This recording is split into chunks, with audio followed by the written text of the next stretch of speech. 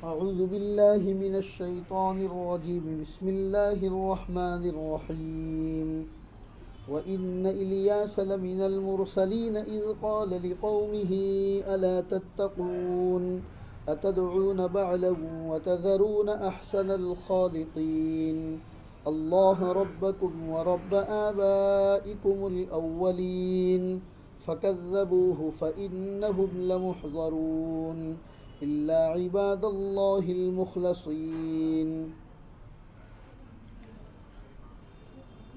میرے محترم دینی بھائیو، قرآن کریم کے 23ویں پارے کی یہ سورۃ الصافات ہے۔ اس سورت میں اس سے پہلے 3 انبیاء علیہ السلام کا تذکرہ ہوا، اور ابھی جو آیتیں آپ کے سامنے تلاوت کی اس میں اللہ تبارک و تعالیٰ چوتھے نبی حضرت الیاس علیہ السلام کا تذکرہ کرتے ہیں، کیونکہ پورے قرآن میں اللہ کے یہ نبی حضرت الیاس علیہ السلام کا صرف یہاں اور سورہ انعام یہ 2 جگہ چھوڑ کے کہیں اور تذکرہ نہیں۔ 7ویں پارے سورہ انعام میں بھی صرف انبیاء کے نام گنوائے ہیں، اس میں حضرت الیاس کا نام گنوایا ہے بس۔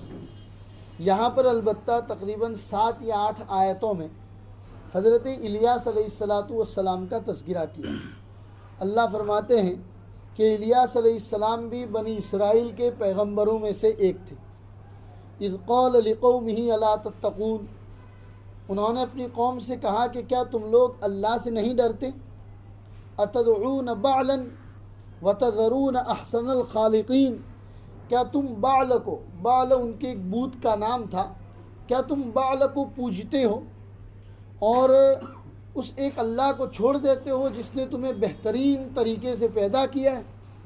فَكَذَّبُوهُ فَإِنَّهُمْ لَمُحْضَرُونَ، اس کے باوجود لوگوں نے حضرت الیاس کو جھٹلا دیا اور عنقریب وہ اللہ کے سامنے حاضر ہونے والے ہیں۔ إِلَّا عِبَادَ اللَّهِ الْمُخْلَصِينَ، جو اللہ کے نیک بندے ہیں اللہ ان کو چھوڑ دے گا، بقیہ تمام لوگوں کو اپنے یہاں پکڑے گا۔ وَتَرَكْنَا عَلَيْهِ فِي الْآخِرِينَ، اور ہم نے بعد میں آنے والے لوگوں کے لیے یہ چیز بنا دی کہ سلام علی الیاسین، کہ وہ اخیر تک حضرت الیاس علیہ السلام پر سلامتی کی دعا کرتے رہیں گے۔ اِنَّا كَذَلِكَ نَجْزِي الْمُحْسِنِينَ، اسی طریقے سے ہم محسنین کو بدلہ دیتے ہیں۔ إِنَّهُ مِنْ عِبَادِنَا الْمُؤْمِنِينَ، اس لیے کہ وہ ہمارے نیک بندوں میں سے۔ بس اتنی آیتوں میں حضرت الیاس علیہ السلام کا تذکرہ پورے قرآن میں صرف یہاں پر ہے اور کہیں پر نہیں۔ اب رہی بات کہ حضرت الیاس علیہ السلام کب کے پیغمبر ہیں، کب پیدا ہوئے، کون سے زمانے میں آئے تھے، تو ان کے بارے میں جتنی روایتیں بیان کی جاتی ہیں قرآن میں کہیں تذکرہ نہیں۔ محمد رسول اللہ صلی اللہ علیہ وسلم نے حضرت الیاس علیہ السلام کے بارے میں جو روایتیں بیان کی ہیں ان روایتوں کو بیان کرنے سے پہلے بتا دیا کہ جو بھی روایتیں آپ کو بیان کی جا رہی ہے وہ اسرائیلی روایتیں، اور مفسرین کی زبان میں اسرائیلی روایت کے بارے میں کہا جاتا ہے کہ نہ اس کو سچا مانو نہ ان کو جھٹلاؤ۔ بھئی پتہ نہیں ہے، خدا بہتر جانے سچا ہے کہ خدا بہتر جانے کہ انہوں نے بات کو بیان کرنے کے اندر اپنی طرف سے کون کون سی باتیں لگا کر بیان کر۔ بہرحال ان روایتوں کی روشنی میں بیان کیا جاتا ہے کہ اللہ کے ایک نبی گزرے ہیں حضرت حزقیل علیہ السلام، ان کے بعد حضرت الیاس پیدا ہوئے تھے، حضرت الیسع سے پہلے حضرت حزقیل کے بعد۔ سلیمان علیہ السلام کا جو زمانہ تھا، حضرت سلیمان کے دنیا سے چلے جانے کے بعد ان کی قوم کے لوگوں نے جب اللہ کی نافرمانی شروع کر دی، تب انہی بنی اسرائیل کے اندر اللہ نے حضرت الیاس علیہ السلام کو نبی بنا کر بھیجا تھا۔ ملک شام کے قریب میں علاقہ جلعاد نام کا ایک علاقہ پایا جاتا تھا، اس جلعاد نام کے علاقے میں حضرت الیاس علیہ السلام پیدا ہوئے تھے۔ اس زمانے کا جو بادشاہ تھا، وہ بادشاہ نے بعل نام کا ایک بہت بڑا بت بنوایا تھا، لوگ اسی کی پوجا پاٹ کرتے تھے۔ اس کی بیوی ایزبیل نام کی اس کی بیوی تھی، وہ بھی اس کے ساتھ عبادت کے اندر لگی ہوئی تھی۔ حضرت الیاس علیہ السلام نے جا کر ان کو سمجھایا کہ تعجب اس بات پر ہوتا ہے، اتدعون بعلا وتذرون احسن الخالقین، کیا تم لوگ بعل جو کہ ایک پتھر کا بت ہے جس کو تم نے اپنے ہی ہاتھوں سے تراش کر بنایا ہے، تم اس کی عبادت کرتے ہو۔ وَتَذَرُونَ أَحْسَنَ الْخَالِقِينَ، جو بہترین ڈھانچے میں انسان کو بنانے والا اللہ ہے اس کو تم نے چھوڑ رکھا، اور جس معبود کو اپنے ہی ہاتھ سے تراش کر بنایا ہے اس کی پوجا پاٹ کرتے ہو۔ بہترا سمجھایا لیکن وہ لوگ ماننے کے لیے تیار نہیں ہوئے، اوپر سے وہ لوگ حضرت الیاس علیہ السلام کو قتل کرنے کے در پہ ہو گئے۔ حضرت الیاس علیہ السلام نے جلعاد نام کا علاقہ چھوڑ دیا اور ملک شام کے سے دور ایک علاقے میں غار کے اندر رہ کر اپنا گزارا کرنے لگے۔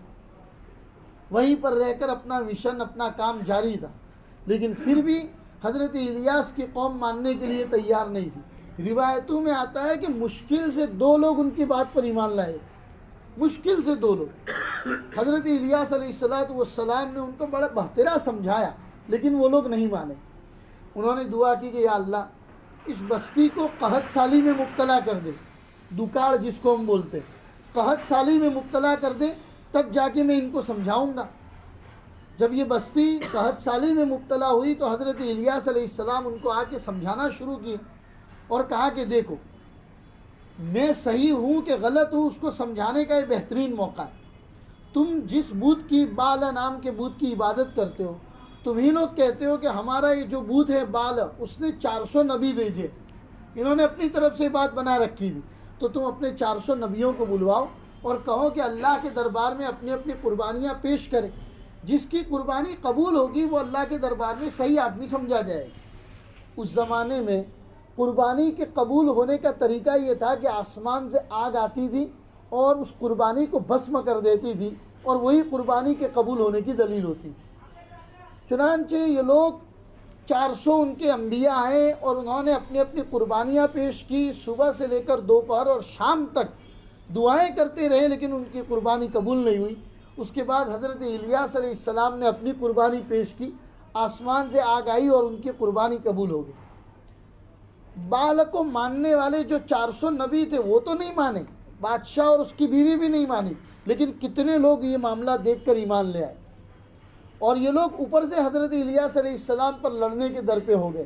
حضرت الیاس علیہ السلام نے ان سے جہاد کیا، اور روایتوں میں آتا ہے کہ ایک وادی تھی وادی بیقان نام کی، اس کے اندر ان تمام لوگوں کو قتل کر دیا، اور حضرت الیاس علیہ السلام دوسرے علاقے کی طرف چلے گئے۔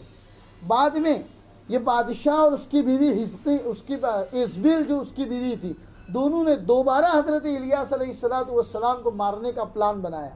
تو تفسیر مظہری کی روایت میں ہے کہ آسمان سے اللہ نے ایک آتشی گھوڑا بھیجا، آگ کا گھوڑا، اور اسی کے اوپر سوار ہو کر حضرت الیاس آسمانوں کی طرف چلے گئے۔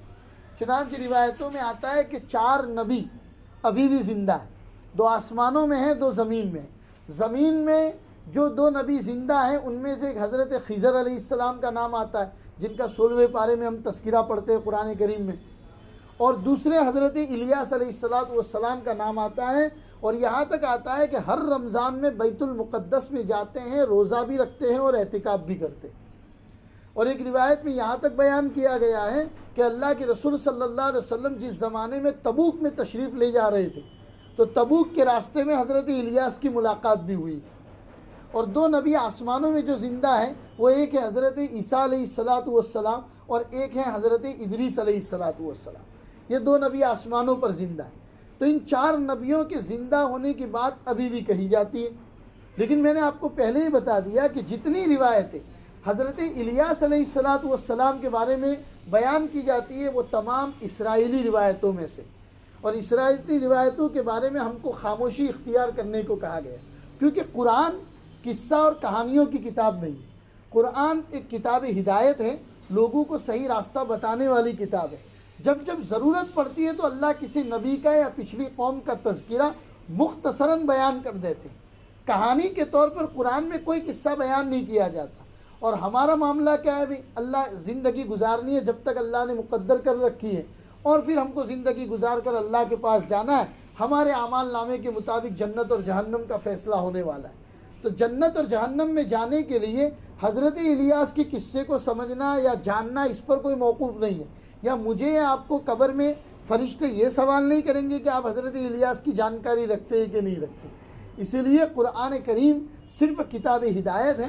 اللہ یہی بتانا چاہتے ہیں کہ پچھلے زمانے میں بھی اللہ نے نبیوں کو بھیجا، نبیوں نے آ کے اپنی قوم کو سمجھایا، کچھ لوگ ان کی باتوں پر ایمان لائے، کچھ لوگ ایمان نہیں لائے۔ جو ایمان لائے اللہ نے ان کی دنیا اور آخرت دونوں سنوار دی، جو ایمان نہیں لائے، نافرمانی کی، اللہ کے نبیوں کو ستانے کے در پہ ہوئے، اللہ نے دنیا میں بھی ان کا انجام برا کیا اور آخرت میں تو فی نار جہنم خالدین فیہا، جہنم ان کا ٹھکانہ ہے ہی ہے اور ان کو ہمیشہ ہمیشہ اس میں رہنا ہے۔ ہمیں قرآن کریم کی ان آیتوں سے جو عبرت حاصل کرنی ہے وہ یہی ہے کہ محمد الرسول اللہ صلی اللہ علیہ وسلم اپنی 63 سالہ زندگی میں ہم امت محمدیہ کو جو پیغام دے کر گئے، ہم جب تک زندہ رہیں اللہ اور اس کے رسول کے فرمان کے مطابق اپنی زندگی گزارے۔ جب ہمارا مقدر ہو اللہ کے پاس جانے کا وقت آئے، زبان پر کلمہ لا الہ الا اللہ محمد رسول اللہ جاری ہو، ہم اللہ سے راضی ہو اور اللہ ہم سے راضی، ایسی زندگی گزاریں۔ قرآن اسی بات کی تعلیم دیتا ہے۔ اللہ کہنے سننے سے زیادہ قرآن کی ان باتوں پر ہم سب کو عمل کرنے کی توفیق عطا فرمائے۔ وصلی اللہ علی النبی الکریم وعلی آلہ واصحابہ اجمعین برحمتک یا ارحم الراحمین۔